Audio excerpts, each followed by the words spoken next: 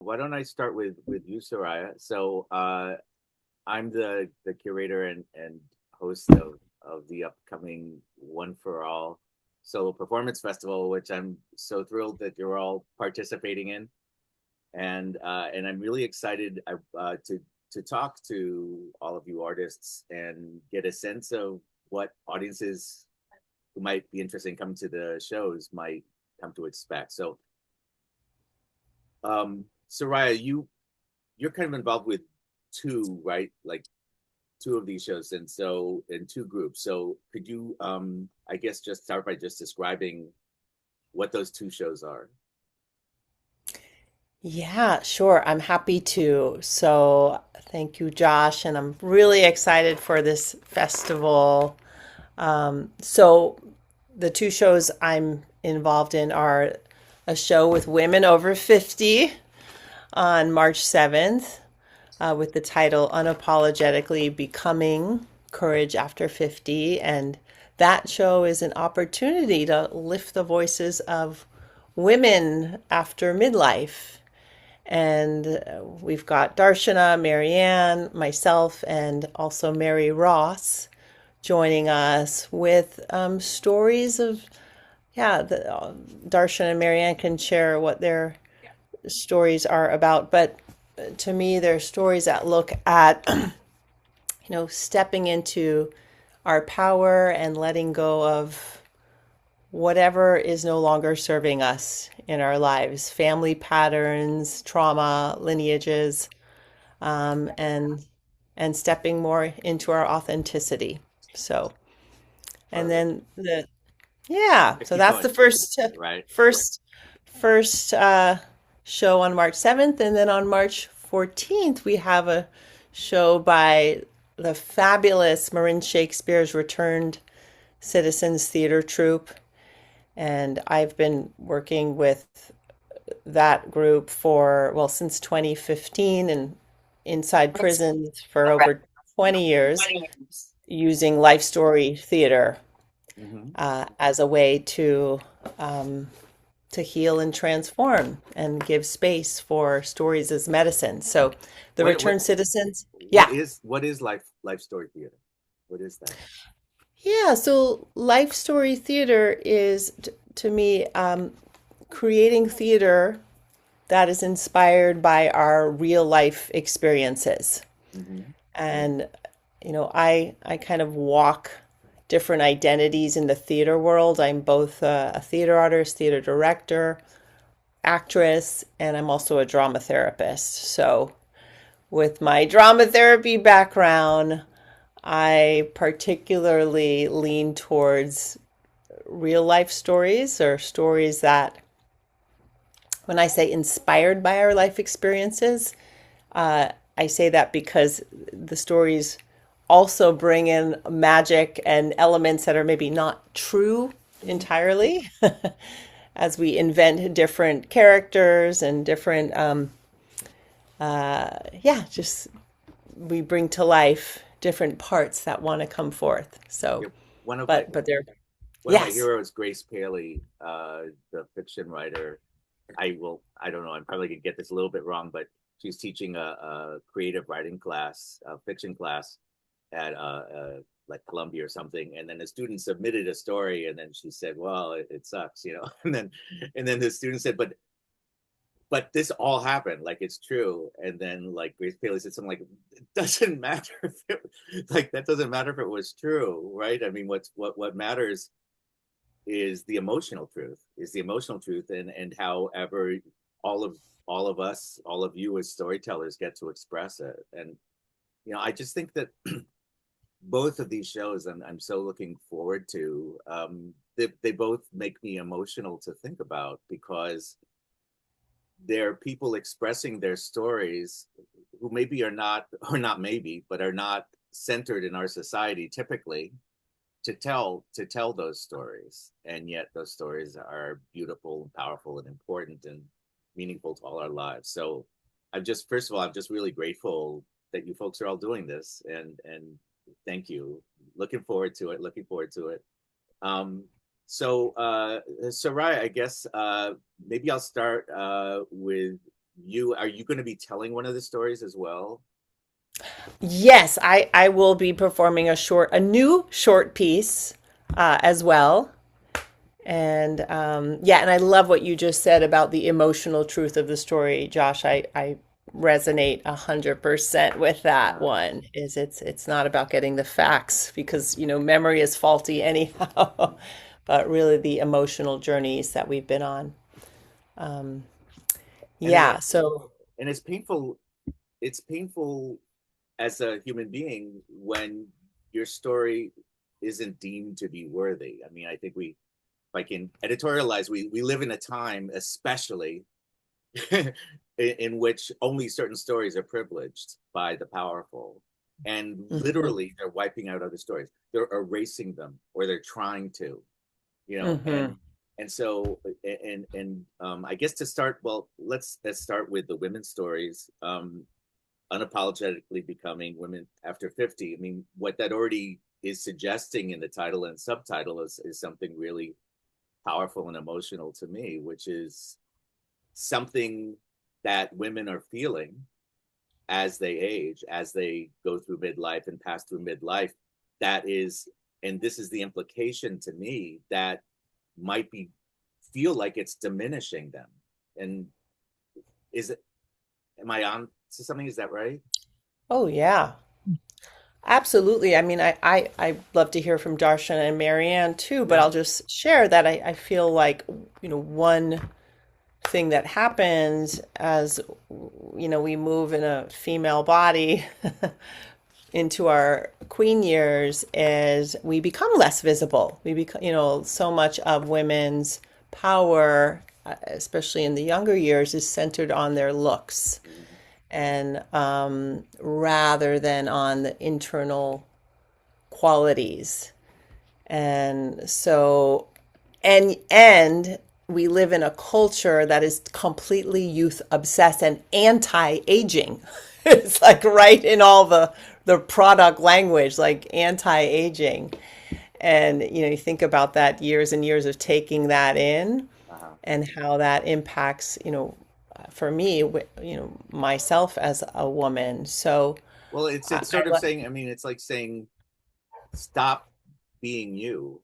Like don't actually live in this world in this time that you're passing through. Don't be yourself, because you want to stop that process, but you can't stop aging, obviously. So there's this, yeah, there's this, I don't know, it's a horrible message.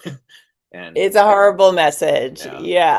Yeah. So, yeah. So for me, the, the medicine has been of telling my story is to step into, my real self-worth and my self-value, regardless of what I look like, and really claim, like, to me, there's an inner beauty in Mhm. everyone who shares their story. Like, there's a beauty in just ourselves being authentic with all of our messiness.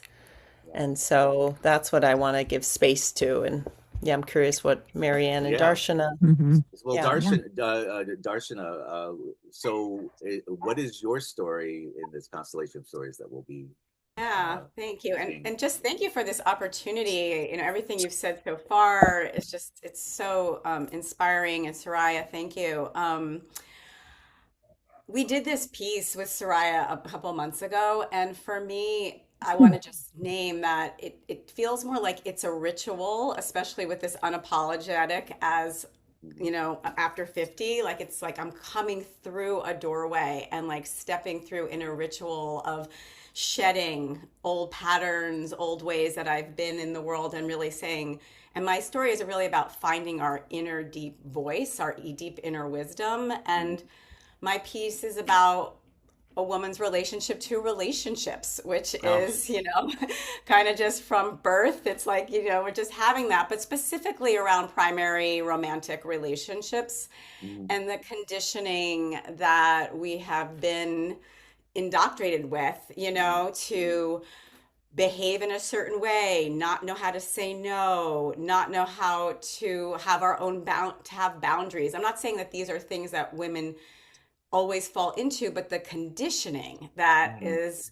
implied that we should keep our mouths shut and kind of contort ourselves into Mm-hmm. whatever it Mm-hmm. is that we need to be in order to hold on to a relationship. And so Yeah. the piece that I'm doing is really about learning how my character is like learns that she does these things and kind of and realizing that finds this wise voice inside that to break free from this conditioning and really step into something new. So So, yeah, I mean, it feels like, I mean, it's very exciting, and it just, the what it implies to me or suggests to me is a woman who is in the process of discovering her authentic self. yeah, And so, in the one hand, Soraya was, describing, in our society where people, but especially women, are sort of thought to be disposable or not important after a certain age, and what that might be doing inside of the women to whom that is being inflicted. And then there's also this suggestion that in fact, contrary, like opposite to what the message is of anti-aging creams, that in fact, moving through time, getting older, that there's a chance for women to actually discover themselves. It's actually a revelatory time. And Mm-hmm. yeah. it flips aging. It's basically saying, wow, great, right? I mean, that's what it sounds like. Yeah, I mean, there's a lot of that in there. And I think there's also just, at least in my piece and what I've kind of been journeying through, because it is a personal piece, but it's also a universal piece. We're talking about being inspired by it. It's like I'm inspired by my own journey, but I feel like the message is so universal. And so yeah, it's like finding my voice, finding it's not just about anti-aging, but to also like deeply challenge the conditioning, the unconscious conditioning that we don't even know that we have Mhm. been living under. Right, which is, it's a remarkable thing. I mean, I'm kind of old, and and it's but it's actually been one of the, like, the great pleasures of getting older is discovering those things about myself and ways in which I'm sort of cringing in response to things without having known it, Yes. without having known it, just because, I would just think, oh no, that's me, but no, actually, that's society, that's all of these experiences. So um, that's really beautiful. Marianne, can you tell me a bit about your Yeah. story? Thank you for inviting us to have this conversation before we perform. Oh yeah. My story in particular is based on a detective agency that specializes in relational wounds Whoa. within families. And so I come in as um, this woman who's in distress, not looking for a solution to a murder or a missing person, but how to heal my attachment wound with my mom. And I Wow. think it's very relatable for a lot of mothers and daughters. And the crux of it is that a lot of the things that my mom did or didn't do was based in fear. I didn't say this in this story, but she grew up during World War II in Europe, and has vivid memories of it. And there was a lot of making sure you fit in and, no, you don't stand out Well, it's because it's dangerous. absolutely right. It's survival, isn't it? Yeah. Yeah. Yeah. And so she had a very strict and firm way of doing things. And then it flips because now she's 94 and I'm in my 60s, and here I am taking care of her and thinking she should do things a certain way. And there's sort of this moment, yeah. I call it the generational boomerang, where it comes back and hits me. And I'm like, wait a minute, I'm doing what my mom did to me. Yeah. EJ's laughing. And I was like, Who would have wow, thunk it? Yeah. Yeah.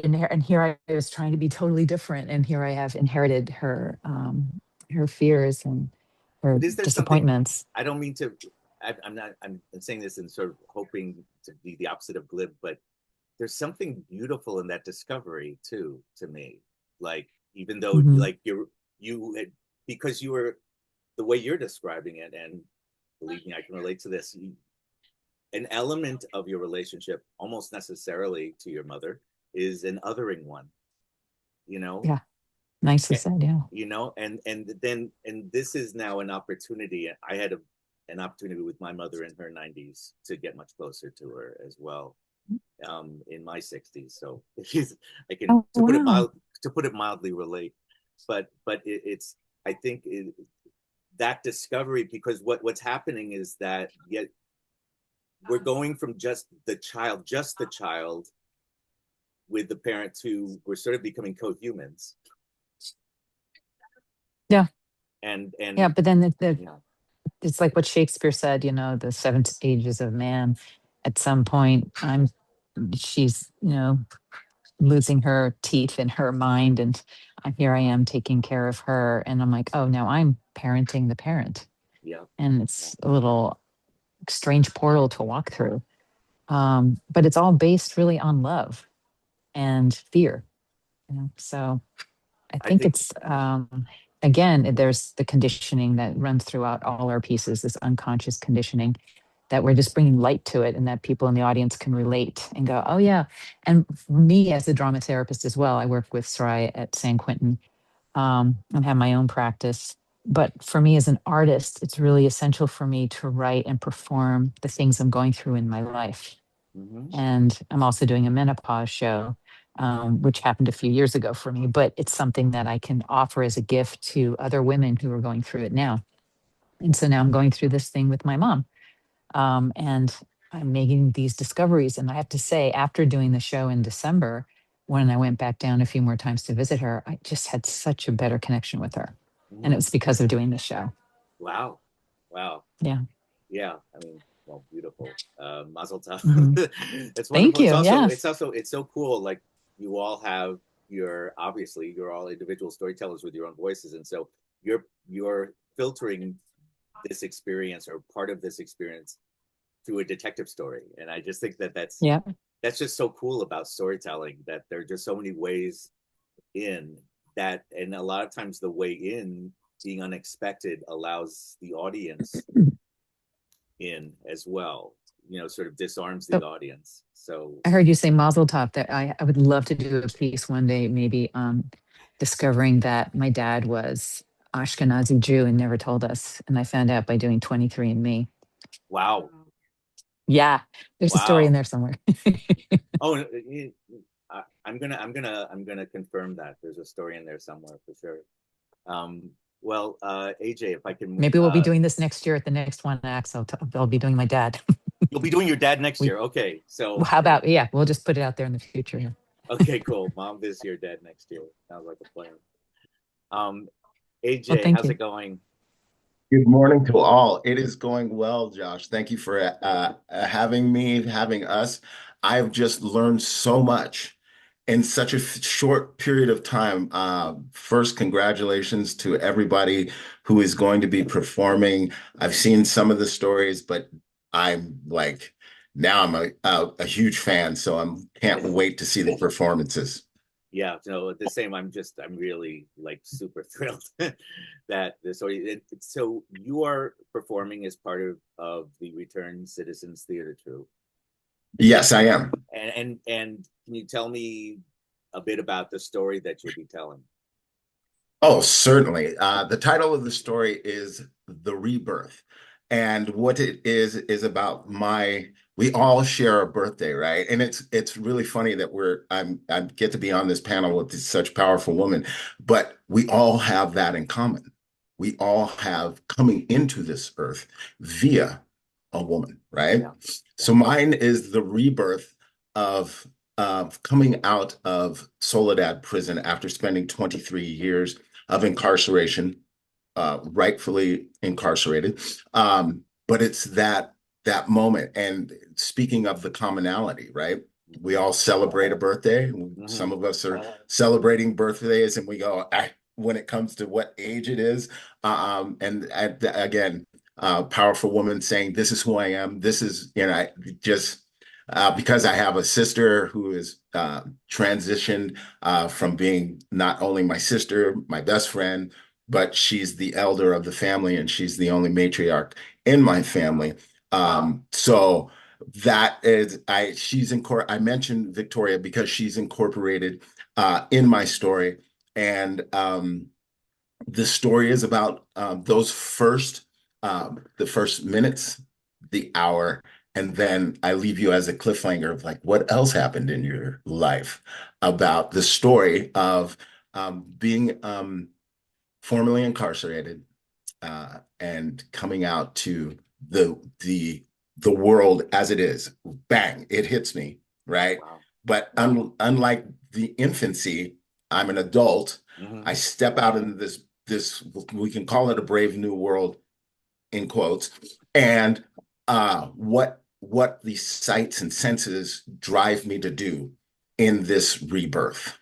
Uh, Amazing. and yeah, it's I hope it lands well with the audience. And it's like there were ritualistic things for me to solidify Mm-hmm. that I was truly back in society, my rebirth into society. There were So I'm rituals, hoping to connect. the rituals that you did or Yes, that you do that reinforce the fact that you are post this rebirth, that you are this reborn person. Am I getting that right? you are nailing it right on. It Yeah. is right on. I mean, it makes total sense to me too. And ritual has come up before in this conversation. And Yes, in fact, that there are several shows in the One for All Festival that really focus on ritual and certainly incorporate it. And of course, not of course, but I'm just saying this as if I knew this already, but I'm just thinking about it. The theater itself, involves a lot of ritual, and we're in this it sort of does. sacred space and stuff. But I think ritual is, I mean, it's so important, and so you're describing, sort of your own personal story, which I can't wait to hear, and just sounds just incredibly powerful and emotional. I actually I can't imagine what it would feel like to have been in your position coming out after 20, you said 23 years of incarceration. Yes, I was sentenced to 23 or 25 years to life. Um, I was a preemie when I was actually born, and that thing is happening again where I'm coming out premature into society. But this time I know what society, yeah, I know what society's about a little bit, but I have to solidify my consciousness that I am back in society. The rituals that I speak of are mandatory. I'm asked, what would I like to do? And I share this ritual must be done, or I could wind up back where I don't ever want to be. And when you talk about a ritual, AJ, you're talking about rituals that you establish for yourself. They're not imposed on you, but rituals of things that you did and do in order not to go back. Am I getting that right? That is, yes, you're right there. I'm trying to leave little clues and Oh yeah, cliffhangers, I but don't want to step on people's stories in oh, advance. I won't. Oh, no, no, no. Yeah. But it is something that how best to say it? It is something that I know innately that I must do because it was part of my history, right? And in order to reconnect with the true essence of who I was prior to, Mm-hmm. I must do this ritual in this now of getting out, or it won't tether me. It won't, for lack of a better term, it won't ground me into the new authentic being I want the world to see. Yeah, that's incredible. I can't really can't I can't wait.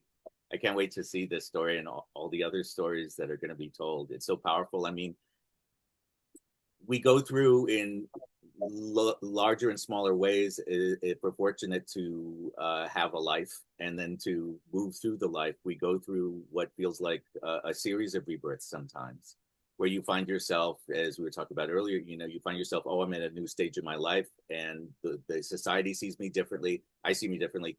What you're describing is like such an extreme version of this, and it's so touching to me, this image of you having been a little tiny preemie, a little premature baby, and then being incarcerated as a young man for just this incredibly long period, and then coming out and also being feeling that it's premature in a way too. You've been birthed into the world, but you had to make up your own rituals or with other people's help, to survive and to thrive.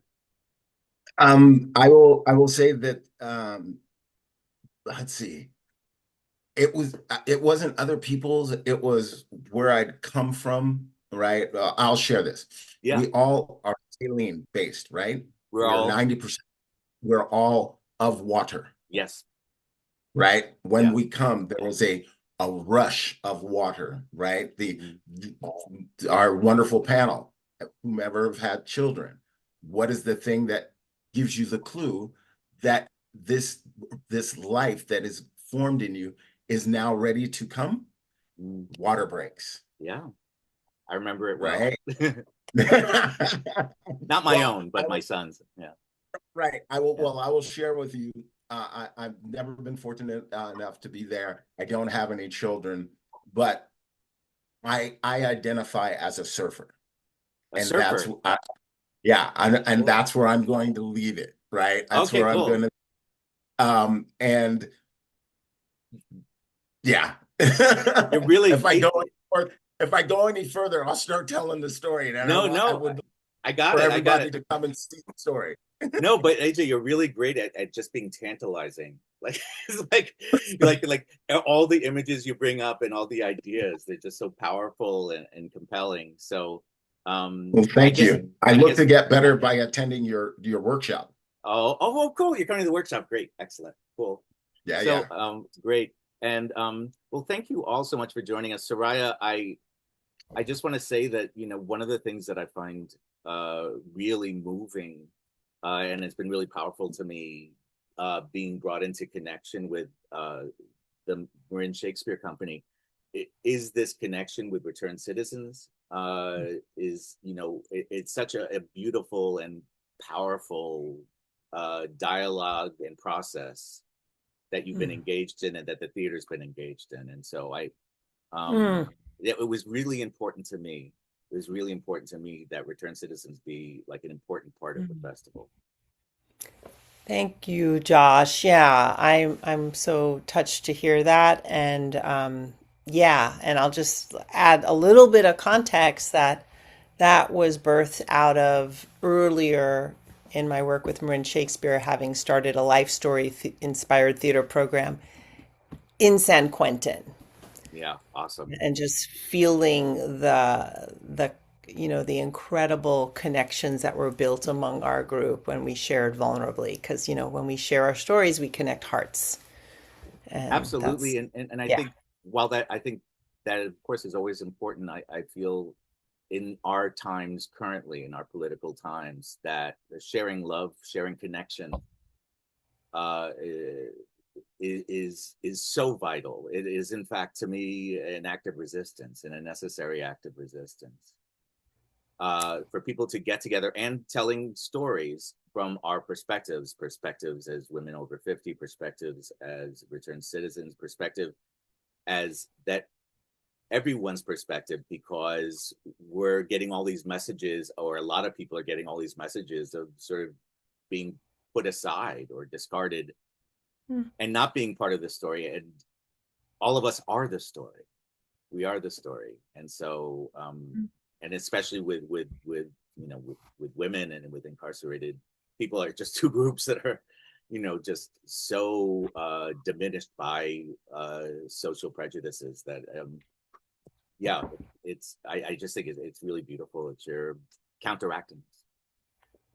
Thank you. Yeah, thank you for giving us space to really, like you said, center these voices. And I guess one other thing I'll add is, to me, theater is a great empathy builder.